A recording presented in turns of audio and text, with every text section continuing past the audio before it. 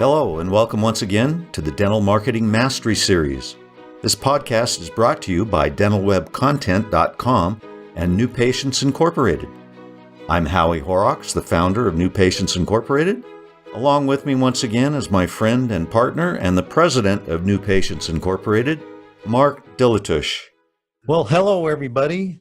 Welcome to another edition. I think it's number 65 already. Oh, my God. I feel 65. Yeah. You are 65. I'm stuck on it, I guess. I know. Maybe it's 67. No. If you're 67, tell everybody you're 65 because you don't look a day over 60. I don't look a day over 64 and 3/4. I know. You have a full head of hair. I get that all the time. I just have a sense of humor. All right. So we're talking today about some sort of hidden truths that we've uncovered in direct marketing over the years. We had a really nice story come through just recently, and we'd like to share it with our audience. Yeah, I think it's going to be certainly a learning and teaching moment. And looking back, I wonder how many dentists everywhere didn't know the truth and they were so close to getting it. So, all right. Yeah. So let me set this up with some consistencies among dentists.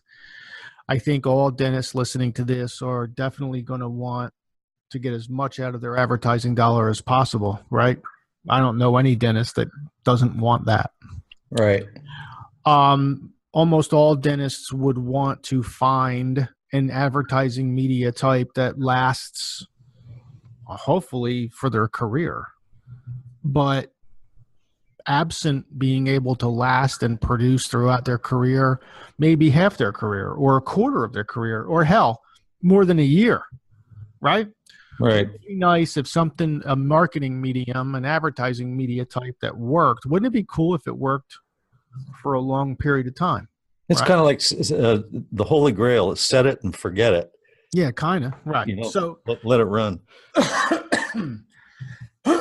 Excuse me. So I think we're all in the same boat so far. And if you've listened to, I don't know, probably about 8 to 10 of the 65 podcasts that had anything to do with passive versus aggressive, online versus offline advertising, anything we've ever said about direct mail, anything we've ever said about going after the top half of the dental market, if you've listened or read any of our work, watched any of our 7 one-hour segments in our summit series, or seen us live at an education event, then you know how deeply we feel about consistency in results, about longevity in results, the value it returns back to the dental practice over time, the exponential return build that happens basically almost by itself. So if you've learned or anything from us, you've learned that we believe, and it's not really a belief, it's not an opinion either. We know that the only way to sustain long-term in multiple varied dental markets, a consistent response is to have the proper marriage between online and offline.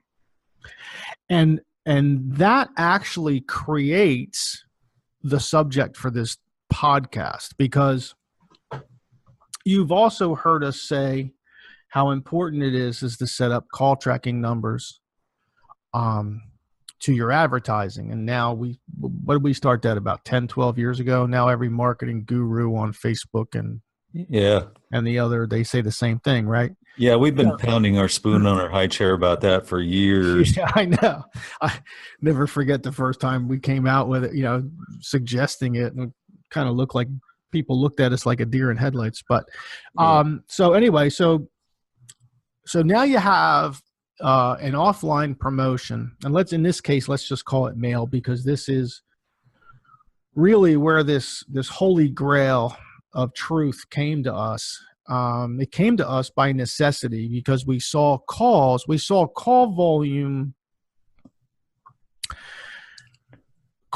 volume as the internet became more and more and more used by the consumer. Obviously, call volume would drop, but then you would look at the percentage of drops, and as long as it wasn't a big drop, you were fine with the results because the patients were still coming through. They were still calling. They were still making appointments. You could record it, listen to it, train your staff. You could do all kinds of stuff with this call tracking, not to mention that it was cheap as hell.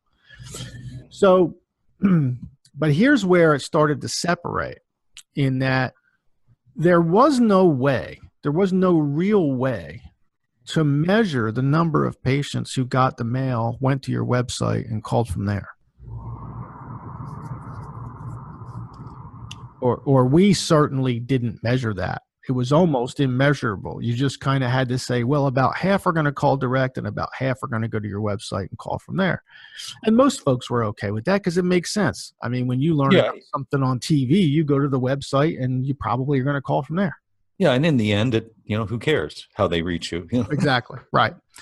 So as the call volume, though, went down, so let's just say an average market in the U.S. will see, on an average mail campaign, we'll see 120 to 140 calls a year.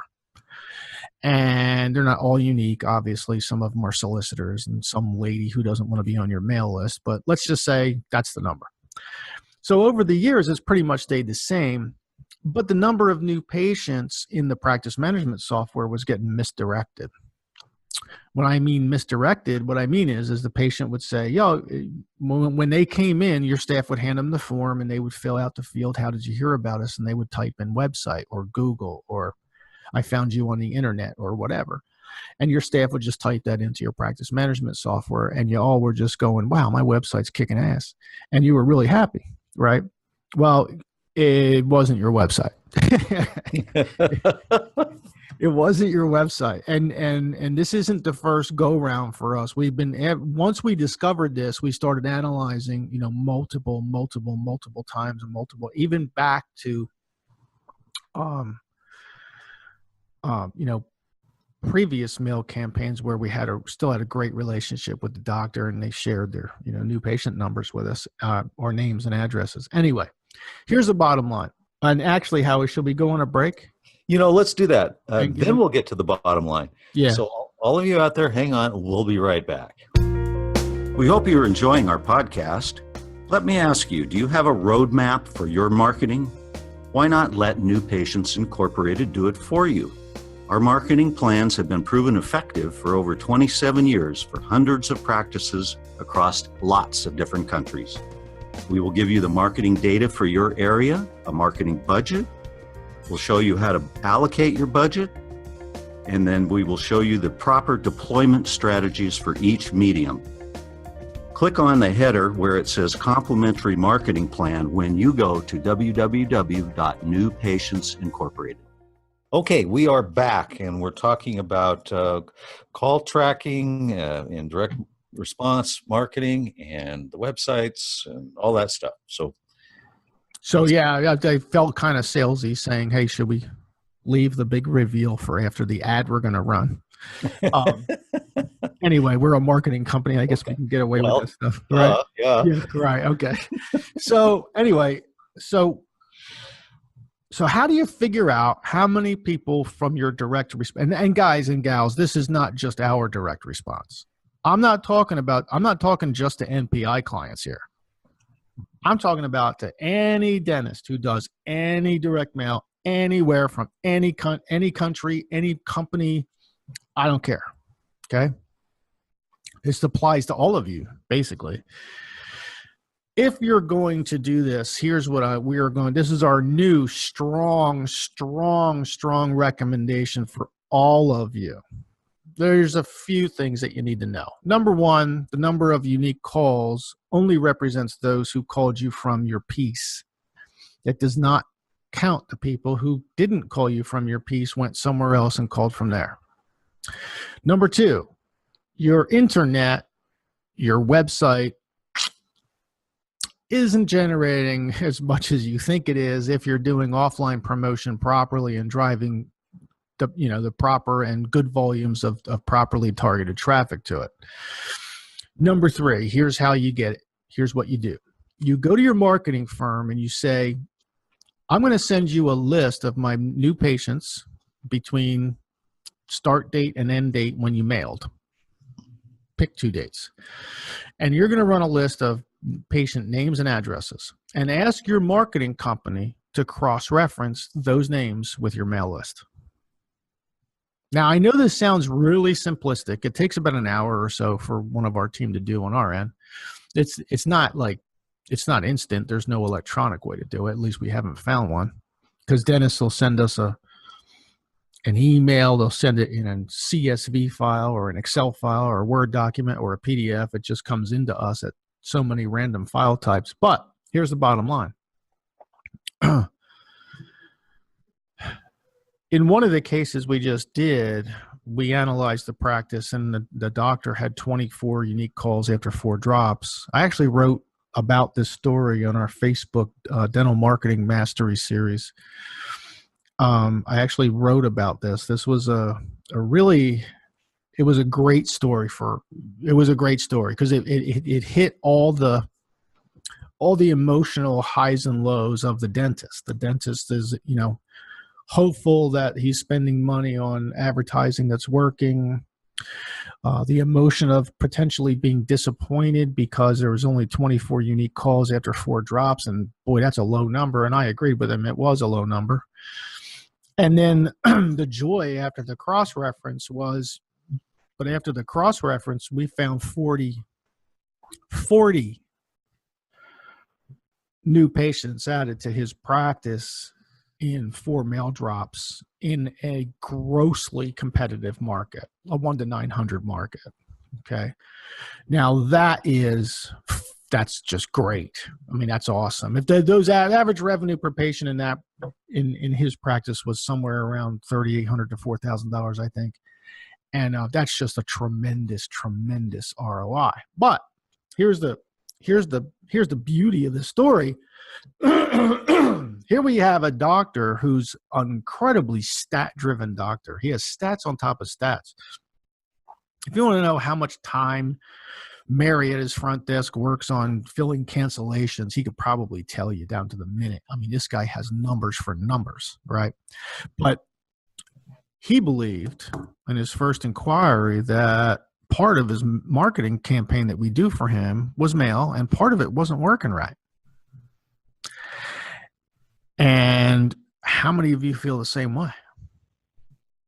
How many of you, well, I bet you there's some MPI clients who might feel that way. And I'm sure there's clients of other marketing firms out there who probably feel that way, right?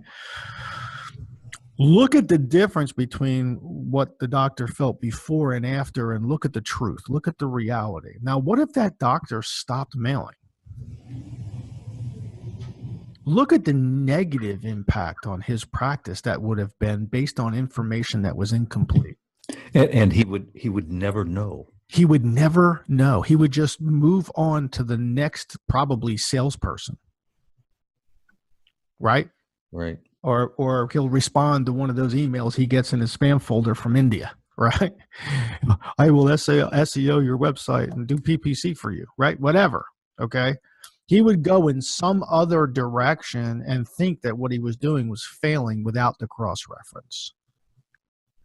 So here's the bottom line. The bottom line is marketing a dental practice didn't get easier over the last, let's say, 15 years. It actually got a little more difficult. Tracking results got a little more difficult along with it. But the good news is if you do it right, you end up getting actually better results than you did 15 years ago. And much better ROI too. Much better ROI, right? Yeah, than 15 years ago, right? So, but it's sort of an evolution. Like as we evolve our testing, as we evolve all of our research, as we evolve our internal numbers and our testing, as we evolve all that stuff, we try to share it with you guys, even if not our clients. so that you can take what we're learning and apply it to your own specific situation. Obviously, if you're a client, then we're going to do your cross-reference for you without question anyway. Okay. Yeah.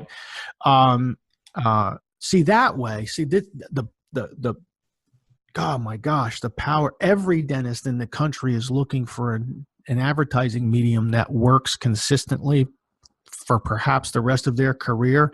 And that guy might have just stopped that from happening because a 1 hour cross-reference didn't take place. Yeah. See, And that's critical too. I mean, critical. To sort of encapsulate this, one thing you could say is, okay, yeah, we got a response from, 1427 Elm Street, and we got a new patient. Really? If you look deeper, you might find that you got 5 new patients from Elm Street, that address, right? That's the beauty of cross-referencing. Right. Is that, the mailing campaign is not going to bring in one patient at a time. It might bring in whole families, and it does routinely. And you sometimes might miss that if you don't do this cross-referencing. No. You're going to miss all of them. Yeah. You're going to miss all of them. Because let's go back to the beginning. And it doesn't have to be just mail. It's not about NPI mail. It's about anybody that mails. And besides the internet, more dentists do mail than any other promotion medium outside of the internet, outside of a website. They all do, right? So this applies to everyone. This is now here. Well, hang on a second. I can tell you a group of dentists that this does not apply to, and that's the dentists that do every door direct mail. You don't get a mail list. Yeah. So you have no cross-reference. Okay. There's a million reasons why, and if you don't understand why EDDM is no good, we have a podcast, I think, and I think the title of it is EDDM is no good, right? Yeah. So I'm being facetious. But basically, there's a million reasons why it's twice as expensive to do EDDM than it is to do regular bulk mail. But anyway, so for those dentists, you can't do a cross-reference. But for anyone who does bulk mail, not EDDM, anyone who does bulk mail through any provider, NPI, whoever, do this cross-reference. Really, seriously, it's amazing. What you think your response rate was, it'll end up being double or triple. That's the truth. And the truth, what's that saying? The truth will set you free. Yep. The truth will help you keep a good decision. If it's a good decision, and if it's not, and the cross-reference sucks, then you know. Then you really know. Then you really know. Then you don't even have to, okay, well, I guess I'm not going to do that again. That's an easy decision, right? Yep. All right. So that's our epiphany of the day, of this week. That's our hidden story of the week here. Now, before I let you guys go, what is it? It's August 14th. We are a little bit more than 2 weeks away. 2 weeks away from the big reveal. The big reveal. The big reveal. Listen to Howie. The big reveal. You are so good at these animated videos, Howie. I just want to say that in front of our audience and have them give you a clap because your voiceovers are excellent. Anyway, we are 2 weeks and maybe 2 or 3 days away from the big reveal of what our ADA special really is, what it includes, and the terms, the price, and if there's a contract or no contract or what have you. Stay tuned, folks.